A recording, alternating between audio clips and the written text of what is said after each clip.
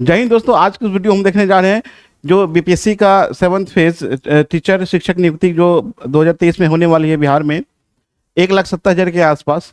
उसका जो मैथ और रीजनिंग का सिलेबस है दोस्तों, बहुत ही कन्फ्यूजन वाला चीज़ है कि क्या क्या पूछा जाएगा इसमें। दोस्तों इसमें बीपीएससी की जो एग्ज़ाम लेती है लगभग जो 68वीं 67वीं 54वीं जो एग्ज़ाम लिया गया है, हाल फिलहाल में 12 मई 2023 को जो बीपीएससी असिस्टेंट का एग्जाम लिया गया, उसको देखते हुए जो एक मैथ रीजनिंग का जो सिलेबस है दोस्तों, वो थोड़ा सा आपको हम डिस्कस करेंगे और इसके जो पूछे गए प्रश्न को उसको भी हम डिस्कस करेंगे, ताकि आपको ये पता चल सके कि मैथ और रीजनिंग में हमको कितना पढ़ना है और क्या क्या पढ़ना है। ठीक है, तो इसका कुछ क्वेश्चन भी हम डिस्कस करेंगे। उसके बाद रीजनिंग का चैप्टर वाइज हम डिस्कस कर देंगे, जो जितने भी चैप्टर हैं सारे चैप्टर को भी हम करवा देंगे और मैथ के सारे चैप्टर भी करवा देंगे, साथ साथ प्रैक्टिस भी करवा देंगे आपको।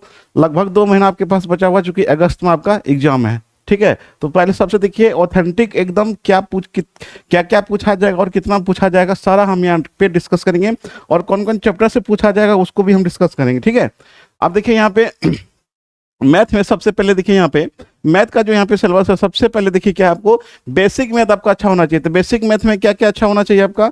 बेसिक मैथ में आपका मान के चलिए तो बेसिक मैथ आपका अच्छा नहीं है, जैसे आपका एडिशन अच्छा होना चाहिए, जोड़ जो होगा आपको जोड़ अच्छा होना चाहिए।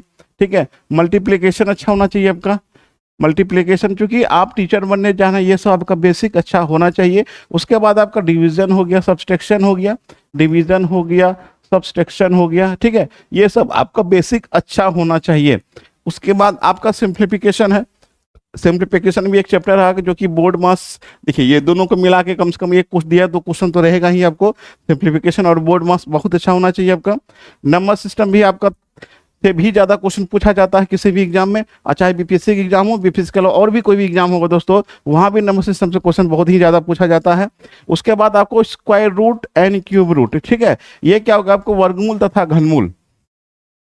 ये कौन सा चैप्टर हो गया आपको? वर्गमूल तथा घनमूल हो गया। क्या हो गया? वर्गमूल तथा ये क्या हो गया? घनमूल आपका चैप्टर हो गया एक। उसके बाद आपको सर्ट्स एंड इंडिसेस है, घातांक तथा करनी। कौन कौन है आपको? ये सर्ट्स एंड इंडिसेस, जिसका क्या कहेंगे इसको? घातांक तथा करनी, जो कि 7th क्लास में आपका है दिया हुआ, घातांक तथा करनी। क्योंकि 10th तक आपको मैथ कम से कम आपको क्लियर कर लेना है। घातांक करनी हो गया। एलसीएम एचसीएफ 6th क्लास में है आपको। एलसीएम एचसीएफ किस क्लास में? आपको 6 क्लास में है। ठीक है, लघुत्तम समावर्तन लॉसो मोसो कहते हैं इसको, lasso moso, lasso and moso. तो ये इसमें क्या करना है कि सारा का बेसिक, आपको जो बेसिक फंडामेंटल है सारे का बहुत अच्छे से आपको क्लियर होना चाहिए। ठीक है, क्योंकि देखिए टीचर जब आप बनने जा रहे हैं तो आपको पढ़ाने का तरीका क्या होना चाहिए? आपको बेसिक अच्छा होना चाहिए, तभी ना पढ़ाइएगा। तो इसीलिए आपको अब सारे जितने भी चैप्टर हैं ये सारा बेसिक आपको एकदम बढ़िया होना चाहिए और तैयारी इसका भी अच्छे से होना चाहिए, ताकि आपका एग्जाम में जो भी सवाल आए आपका छूटे नहीं। स्कोरिंग चैप्टर आपका हो जाएगा मैथ और रीजनिंग। ठीक है, आगे देखिए एवरेज हो गया ये। औसत तो क्या, देखिए ये 1 to 10th क्लास में जितने भी चैप्टर आए सारे चैप्टर यहाँ पे हमने देखिए औसत है, औसत से भी क्वेश्चन पूछा जाएगा आपको, एवरेज। ठीक है, औसत हो गया। उसके बाद यहाँ पे देखिए क्या आपको रेशियो एंड प्रोपोर्शन है। क्या आपको रेशियो एंड प्रोपोर्शन है? तो रेशियो एंड प्रोपोर्शन मतलब क्या हो गया? अनुपात तथा समानुपात हो गया। ये हो गया अनुपात तथा समानुपात, अनुपात तथा क्या हो गया? समानुपात हो गया। एज रिलेटेड प्रॉब्लम हो गया दोस्तों। एज रिलेटेड प्रॉब्लम जो होगा तो इसी से रिलेटेड बनता है, आपको अनुपात से ही रिलेटेड है। निश्चित तौर पे एज से क्वेश्चन आपको पूछा जाएगा। ठीक है, एज से 100% आपको कुछ क्वेश्चन पूछा जाएगा। उसके बाद आपको परसेंटेज देख लीजिए, परसेंटेज आपको प्रतिशत तो हो गया, प्रतिशत से भी क्वेश्चन रहेगा आपका, प्रतिशत एकदम सारा एकदम ऐसा चैप्टर जो कि एग्जाम में एकदम 100% आएगा ही आपको। उसके बाद प्रॉफिट लॉस हो गया आपको, उसके बाद डिस्काउंट हो गया। ये तीनों परसेंटेज से रिलेटेड है, इसका मतलब लाभ हानि भी आपको रहेगा ही, लाभ तथा हानि, लाभ तथा हानि ये भी हो गया। उसके बाद डिस्काउंट हो गया, डिस्काउंट मतलब हो गया आपको बट्टा, बट्टे सब ये रहेगा आपका, बट्टा हो गया, लाभ हानि हो गया। ये सारा आपको परसेंटेज से रिलेटेड है, तो क्वेश्चन यहाँ से आपको रहेगा ही। इसके बाद देखिए इसके बाद आपको सिंपल इंटरेस्ट, ठीक है, और कंपाउंड इंटरेस्ट, ये आपका 8th क्लास में आपको दिया हुआ है। तो सिंपल इंटरेस्ट, कंपाउंड इंटरेस्ट तो पूछेगा ही। ठीक है, ये हो गया साधारण ब्याज, साधारण ब्याज। और क्या हो गया आपको? चक्रवृद्धि ब्याज, ये हो गया आपको चक्रवृद्धि ब्याज। अब सबसे बड़ा मुद्दा है कि मैथ और रीजनिंग में पूछा जाएगा कितना क्वेश्चन, है ना। ये भी एक समस्या है कि मैथ और रीजनिंग में कितना क्वेश्चन पूछा जाएगा। तो देखिए मैथ और रीजनिंग में लगभग आपको 40 क्वेश्चन के आसपास पूछा जाएगा। 30 और 40 के बीच में रहेगा। यदि 40 नहीं पूछा तो 30 तो निश्चित पूछेगा, 15-15 करके, नहीं तो 40 लेके आप चलिए कि 40 क्वेश्चन आपको पूछा जाएगा। 10 नंबर करेंट अफेयर्स भी पूछा जाएगा आपको, लगभग 50 क्वेश्चन मैथ, रीजनिंग और करेंट अफेयर से रहेगा। बाकी बात और उसे आपको जीके जीएस है वो 6 to 8 10th क्लास तक का जो भी आपका एससीईआरटी का बुक है उसको रीडिंग दीजिए, वहां से आपका हो जाएगा, ठीक है। इसके बाद मिक्सचर है, आपको मिश्रण जिसको बोलेंगे, मिश्रण चैप्टर ये भी परसेंटेज से रिलेटेड है। आप देखिए परसेंटेज से रिलेटेड कौन कौन हो गया, सिंपल इंटरेस्ट हो गया, कंपाउंड इंटरेस्ट हो गया और मिक्सचर हो गया। इसके बाद हम आते हैं time and work, time and work, ठीक है, समय तथा कार्य, समय तथा कार्य, समय तथा कार्य, ये भी एक चैप्टर है आपको, समय तथा कार्य। समय तथा कार्य में एक चैप्टर और आता है तथा नल तथा टंकी, ये भी इसी से रिलेटेड है, नल तथा टंकी, ये भी इसी में आ जाएगा आपको, ठीक है, नल तथा टंकी। उसके बाद टाइम एंड डिस्टेंस देख लीजिए आप, time and distance, time and distance में कौन कौन चैप्टर हो जाएगा आपको, टाइम एंड डिस्टेंस, समय तथा दूरी, समय तथा दूरी, क्या हो जाएगा हमारा, समय तथा क्या हो जाएगा, दूरी हो जाएगा, यहाँ पे समय तथा दूरी। इसी में 2 चैप्टर और आएगा आपको, जैसे ट्रेन रिलेटेड प्रॉब्लम हो गया, ट्रेन रिलेटेड, उसके बाद आपको नौ तथा धारा, नौ धारा। तो टाइम डिस्टेंस में भी छोटा छोटा चैप्टर है आपको, 2 छोटा छोटा चैप्टर है। टाइम वर्क में एक छोटा चैप्टर नल तथा टंकी हो गया, और टाइम एंड डिस्टेंस में 2 छोटा चैप्टर हो गया, समय तथा दूरी तो होगा ही, ट्रेन और नौ तथा धारा भी होगा। मेंसुरेशन बहुत ज़्यादा इंपॉर्टेंट चैप्टर है मेंसुरेशन, इससे तो कम से कम 2 से 3 क्वेश्चन आएगा ही, ठीक है। मेंसुरेशन का क्या हो गया, क्षेत्रमिति, क्षेत्रमिति हो गया, क्षेत्रमिति, ठीक है, ये आपका क्षेत्रमिति हो गया। इसमें 2D और 3D दोनों आएगा, ठीक है। क्षेत्रफल और आयतन वाला जो भी प्रश्न बनेंगे सारे क्वेश्चन यहाँ से आपको पूछा जाएगा। अब देखिए इसके अलावा हम आप आते हैं, इसके अलावा और क्या क्या पूछ सकता है आपको, इसके अलावा देखिए क्या क्या होगा आपको। इसके अलावा यदि आपको अलजेब्रा पूछा, अलजेब्रा भी पूछ सकता है आपको, क्योंकि आपका सिलेबस में है, 9th और 10th में है। इसमें और क्या है, कोई ज्योमेट्री भी है आपका, आपका ज्योमेट्री भी है, अलजेब्रा है, ज्योमेट्री है, और ट्रिग्नोमेट्री भी है। क्या आपको ट्रिग्नोमेट्री भी है, ये भी आपको देख के चलना चाहिए, क्योंकि ये भी आपका सिलेबस में दिया हुआ है, ठीक है। ये भी आपको 9th-10th क्लास में है, तो इसको भी पढ़ लेना आपको, अलजेब्रा, ज्योमेट्री और ट्रिग्नोमेट्री को। इसी में छोटा एक चैप्टर और है एपी और जीपी, ये भी आपको 10th क्लास में है, ठीक है। और एक और है आपको mean median mode, mean median और मोड, ठीक है।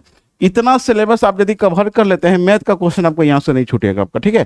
ये आपका लगभग हमने मैथ का लगभग सिलेबस आपको हो गया, ठीक है। ये एक्स्ट्रा इसलिए बता दिए कि चूंकि एडवांस मैथ का क्वेश्चन है, ये आपका अलजेब्रा हो गया, ज्योमेट्री हो गया, ट्रिग्नोमेट्री हो गया, AP GP mean median mode हो गया, यहाँ से भी क्वेश्चन रहेगा। चूंकि 5th क्लास तक आपका जो आपका फिगर का जो दिया हुआ है तो ज्योमेट्री से आपका रिलेटेड है, इसलिए ज्योमेट्री से क्वेश्चन तो पूछेगा ही।